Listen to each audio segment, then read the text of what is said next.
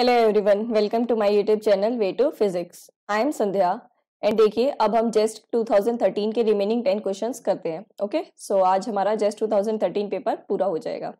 So let's start part 5, question number 41। It says if the distribution function of x is f of x, distribution function आपको given है,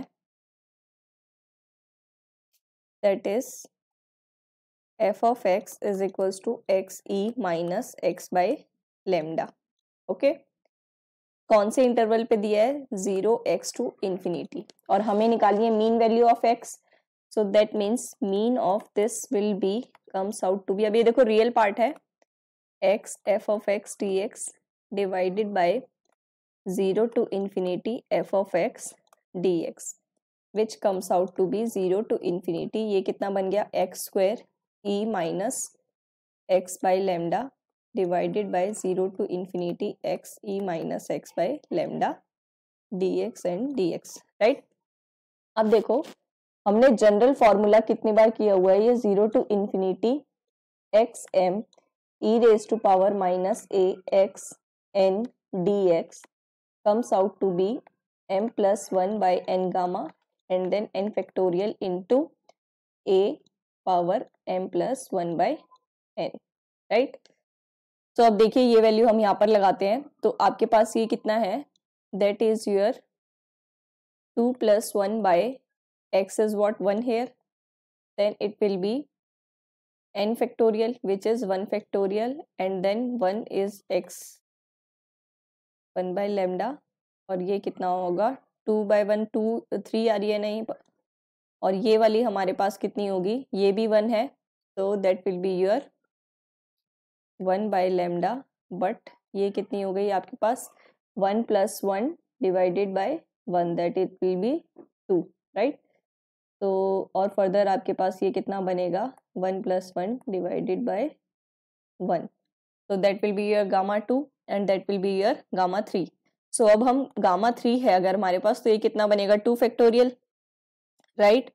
सो that will be your कितना बनेगा, ये 2 factorial is what 2 itself, और ये ऊपर आके lambda cube, और ये नीचे है तो ये कितना बना लैम्डा स्क्वायर, तो ये कैंसिल हो गया, तो आपके पास क्या रिमेनिंग रह गया 2 लैम्डा। और देखिए कौन सा option, that is your option number B is correct one.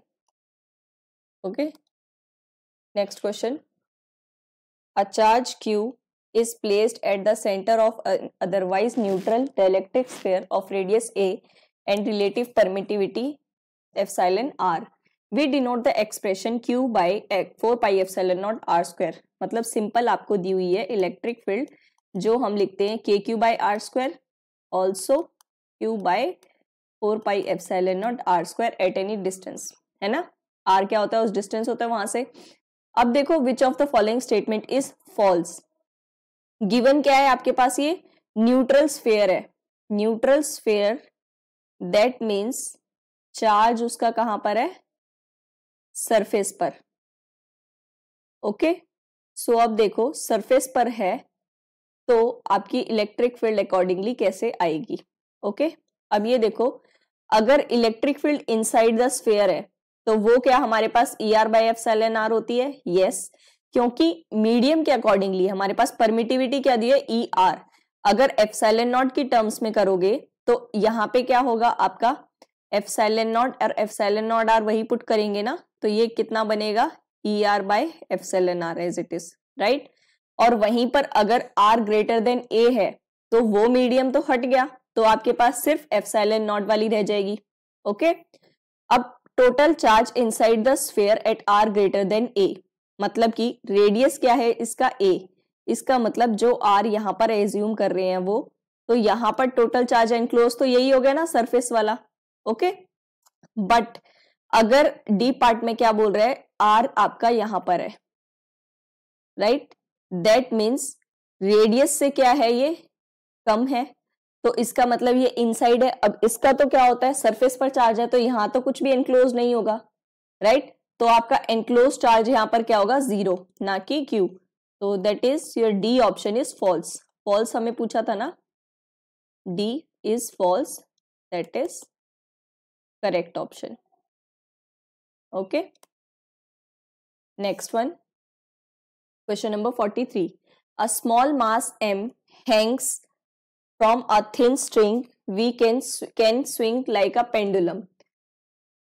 एक स्ट्रिंग है जिससे आप पेंडुलम की तरह स्विंग कर सकते हैं और यहां पर क्या है आपके पास स्मॉल मास m हैंग है.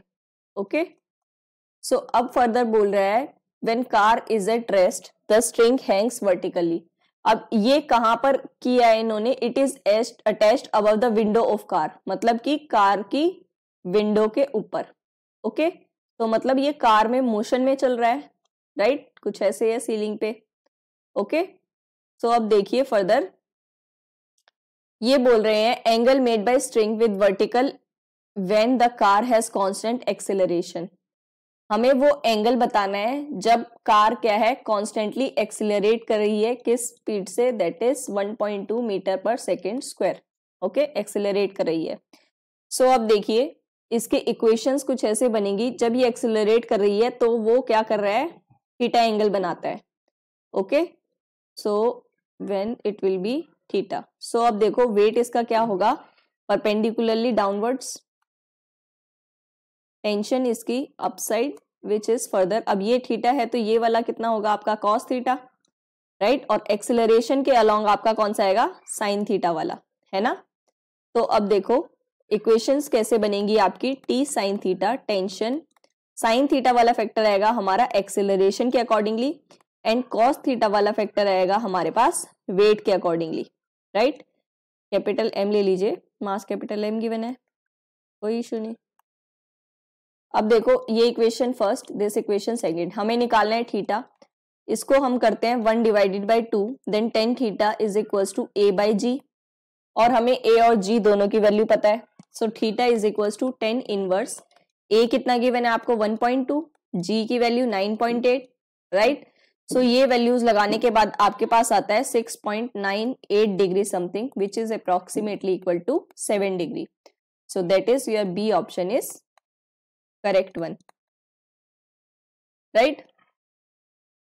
Now next one, consider the differential equation dgx by dx plus k gx is equals to del x where k is a constant. Which of the following statement is true, right. तो ये कुछ आपको options given है. अब ये देखो directly वैसे हमारे पास क्या है, ये ग्रीन्स फंक्शन का क्वेश्चन है. ओके, बट इसे देखिए हम कैसे कर सकते हैं, कॉन्टिन्यूअस और डिसकॉन्टिन्यूअस पूछा हुआ है. ओके, और ये आपके पास डिफरेंशियल इक्वेशन क्या आपके पास ये बन रही है, dy by D X plus P. अगर हमने ये y लिया है then it will be y is equals to q, right. यही बन रही है जो हम यहाँ से क्या करते हैं, इंटीग्रेटिंग फैक्टर के अक्रॉस करते हैं. तो y आपके पास gx अगर हमने लेट किया तो आपके पास ये इक्वेशन है. p किसके इक्वल है, k के इक्वल, q किसके इक्वल है, डेल x के इक्वल. वही हमारे पास x का फंक्शन होता है ओनली q, राइट. सो अब देखिए इंटीग्रेटिंग फैक्टर हमारे पास क्या आएगा, that is e raise to power p dx, और p क्या है आपके पास k dx, राइट. सो ये आपके पास कितना आ जाएगा, k तो आपका कांस्टेंट है तो integral as it is kx आ गया. ओके, सो ये आ गया आपके पास इंटीग्रेटिंग फंक्शन. और हमारे पास फॉर्मूला क्या होता है, y into integrating function is equals to q integral of q and integrating function dx. Okay, ये होता है हमारे पास. अब देखो y क्या है हमारे पास gx, इंटीग्रेटिंग फंक्शन है हमारे पास e raise to power kx, q है हमारे पास del x and integrating function है kx dx. अब देखो ये डेल x है, डेल्टा फंक्शन वाला है, तो डेल्टा फंक्शन में हमारे पास x माइनस 0 है ना. तो इसका मतलब x जहां पर आपका 0 होगा वहीं पे आपका डेल्टा x फंक्शन क्या होगा, 1 होगा, अदरवाइज 0 होगा. तो इसका मतलब हमें x इक्वल टू 0 पुट करेंगे यहाँ पर, यही हमारे पास इक्वेशन होती है. तो अब देखो 0 पुट करने पर ये क्या आता है आपके पास, e रेज टू पावर 0 कितना बना, 1, है ना. तो हमारे पास क्या इक्वेशन बनी है, ये 1 प्लस सी, ठीक है. तो अब इसको टोटल हम कन्वर्ट करते हैं, then it will be e raise to power minus kx, दूसरी तरफ हम मल्टीप्लाई कर देंगे. Okay, then it will be c e raise to power minus kx. अब हमें बोला है कि क्या ये हमारे कॉन्टिन्यूस है एट एक्स इक्वल्स टू 0। पहले हम पुट करते हैं at X equals to 0, that will be your g comes out to be, ये 0 बन जाएगा तो ये कितना बनेगा 1 प्लस सी, राइट। सो इसका मतलब ये क्या है, हमारा इंडिपेंडेंट ऑफ एक्स है ना। अगर ये हमारा इंडिपेंडेंट ऑफ एक्स है तो इसका मतलब क्या है, कॉन्टिन्यूस तो है ही नहीं ग्राफ में, क्योंकि क्या आएगा आपका, डिसकॉन्टिन्यूटी आएगी ना, तो दैट इज डिसकॉन्टिन्यूस। और वहीं पर अगर आपका डिफ्रेंसिएशन करते हैं then it will be G dash, ये कितना बनेगा minus K E raise to power minus K X and then minus K C E raise to power minus K X, यही होगा। अब हम x इक्वल टू 0 पुट करते हैं then D dash G dash comes out to be minus K C, right, यही बनेगा। ये भी हमारा क्या है, x का इंडिपेंडेंट है, दैट इज ऑल्सो डिसकॉन्टिन्यूअस। देखो कितना इजी क्वेश्चन था। तो अब यहां पर हमारे पास क्या है, बोथ ए ऑप्शन ही मैच हो रहा है हमारे पास, है ना। So A option is correct one. Next question,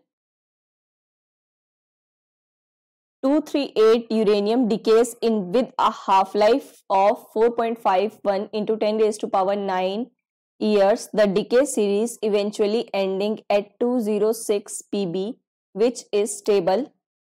Then a rock sample analysis shown the ratio of numbers of atoms of 206 pb to uranium 238 is 0.0058। मतलब कि जो आपका ratio of number of atoms है ये आपको गिवन है। Assume करना है कि जो हमारे पास 206 पीबी है has been produced by decay of uranium, मतलब कि आपका 238 यूरेनियम जो डीके हुआ है वो उसने क्या बनाया है आपके पास पीबी 206, राइट। और यहाँ पर कितना रिमेनिंग रह गया, देन इट विल बी 32 वाला कुछ आपके पास आएगा, कुछ टर्म्स में ऐसे डिवाइडेड होगा।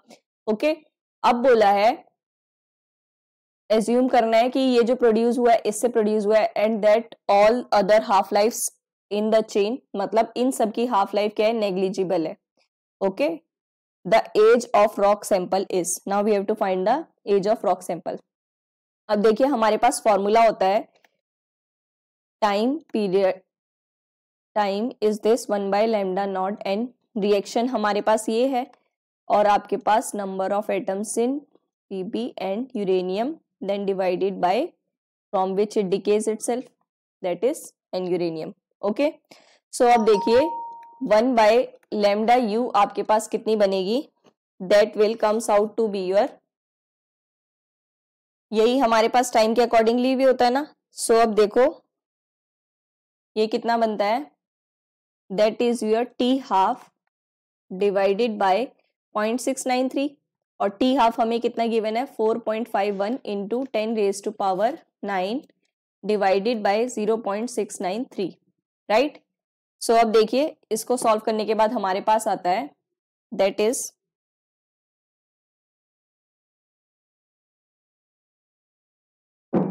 6.507 into 10 raise to power 9 years. Okay, अब देखो टाइम यहाँ पर वैल्यू पुट करेंगे, सो ये हमारे पास कितनी बनेगी, ये हमारे पास अकॉर्डिंगली वो लैम्डा नॉट था बट ये डीके तो यूरेनियम ही हो रहा है ना, सो ये वाला आएगा। सो ये वैल्यूज रखेंगे, देन रेशियो आपको गिवन है तो ये कितना बन जाएगा 1 plus N B by N U, यही कर सकते हैं ना हम इसको। देखो एक तो ये वाली वैल्यू रखते हैं 6.507 into 10 raise to power 9 and then it will be 1 plus N B P B by N uranium. So ये रेशियो हमें कितना गिवन है 0.058 वैल्यूज रखेंगे। इसे सॉल्व करने के बाद आपके पास आएगा 37 into 10 raise to power 6 years, that is approximately equal to 38 into 10 raise to power 6 years. यही ऑप्शंस में मैच कर रहा है, राइट, सबसे पास तो यही है। सो दैट इज, क्योंकि देखो 38 ये तो दिया हुआ है बट यहाँ पे क्या 10 रेज टू पावर 7 है, बट ये 10 रेज टू पावर 7 ये वाला ज्यादा है बजाय इसके, है ना। सो that means your A option is correct one. Now next question 46, A metal bullet comes to rest after hitting its target with a velocity of 80 meter per second. If 50% of heat generated remains in the bullet, what is the increase in its temperature? अब हमें बता, और specific heat कितनी given है, 160 joule kilogram पर degree Celsius. Okay, so अब देखो कितनी वेलोसिटी से चल रही है, 80 मीटर पर सेकेंड. टारगेट हिट किया. ओके, यही बोल रहा है. सो टारगेट हिट करने के बाद अब देखिए 50% ऑफ हीट क्या है, और you can say 50% of that is kinetic changes which is del Q which is also equals to mc del T. और हमें निकालना है चेंज इन टेम्परेचर. बाकी सब वैल्यूज देखो गिवन है, हाफ m से m तो कैंसिल ही हो गया, जरूरत ही नहीं है. v स्क्वायर कितना है, 80 इंटू 80 is equals to specific heat आपको गिवन है 160 जूल पर केजी पर डिग्री सेल्सियस, उसी में गिवन है डेल्टा टी. अब देखो डेल्टा टी आपका सेल्सियस में आएगा, so that will be your which is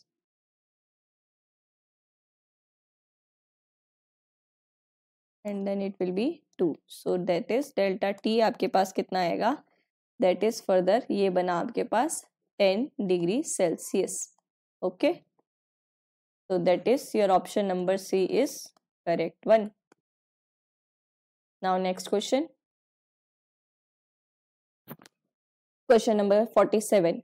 If the poison bracket आपको given भी है कि अगर xp हमारे पास -1 के इक्वल है, then the poison bracket x square plus p into p ये कितना आएगा. ओके, अब देखो प्लस है तो हम इसको ब्रेक कर सकते हैं, X square P and then P into P.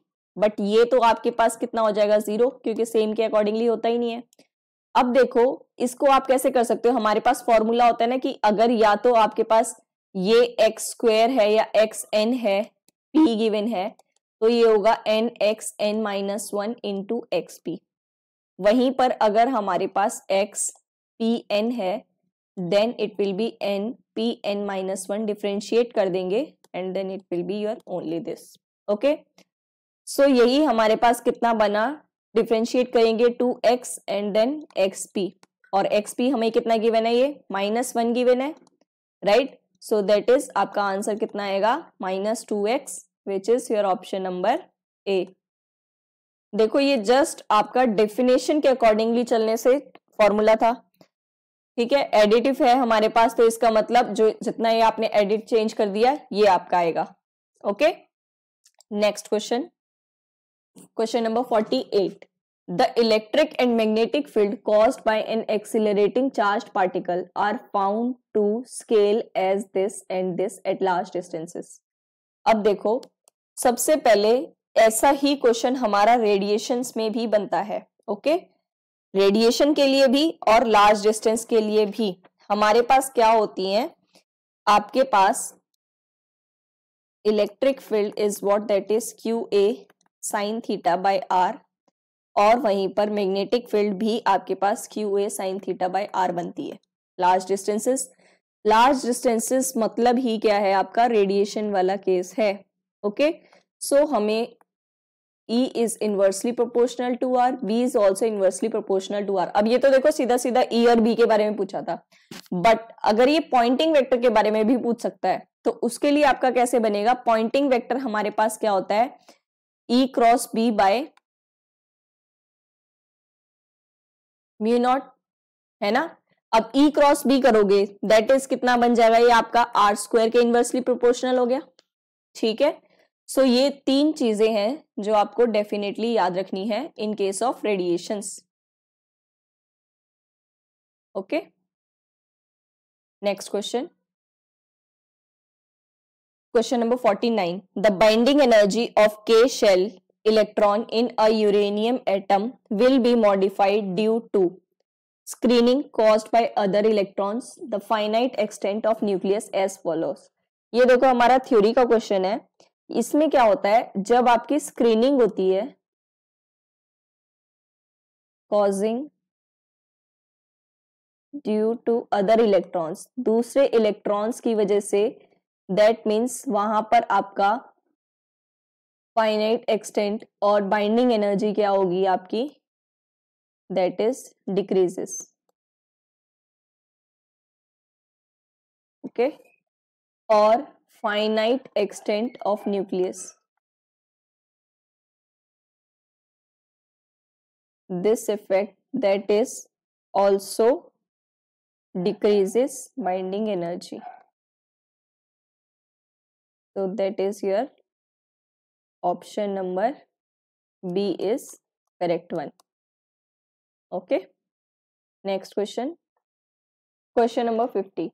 The period of a simple pendulum inside a stationary lift is t if the lift accelerates downwards with an acceleration of g by 4. The period of pendulum will be. अब देखो ऐसा ही question हमने पहले भी किया था, same previous year में था। आपके पास टाइम पीरियड आपको कितना गिवन है, टाइम पीरियड होता है हमारे पास 2 pi under root L by g for simple pendulum. Okay, but यहां पर क्या हो रहा है कि वो लिफ्ट में है और लिफ्ट क्या है, डाउनवर्ड एक्सिलरेट कर रही है with G by 4 acceleration, that is already G तो लग रहा है एंड जी बाय 4 भी आपका लग रहा है। सो दैट इज नॉर्मली क्या होता है हमारे पास formula is what, G plus G dash, but ये आपका डाउनवर्ड में है तो ये कितना होगा, minus, that is L by G minus G by 4, right. तो ये सॉल्व करने के बाद आपके पास आएगा that will be your 2 pi under root 4l by 3g। Okay, so अब देखो 4 अंडर रूट 4/3 ये तो आपका कितना बन गया, दैट इज 2 पाई, टी के टर्म्स में है तो इसका मतलब अगर आप इसको सिंपल ऐसे चेंज करोगे 4 का तो स्क्वायर रूट 2 बन गया। ठीक है, तो ये क्या है आपके पास सिंपल पेंडुलम के लिए, दैट इज टी, तो ये कितना बना 2t by under root 3t dash, ये बना आपका। Okay, and that matches your option number C. Okay, so अब देखिए जेस्ट का 13 का हमने पूरा पेपर कर लिया है, राइट। अब कल से हम 2021 का पेपर करेंगे। ओके, क्योंकि वो भी हमारे जो रीसेंट पेपर है वो हमारा काफी इंपॉर्टेंट होता है। ओके, सो उसको भी हम अच्छे से एनालिसिस करते हैं। So keep supporting and stay connected. Thank you.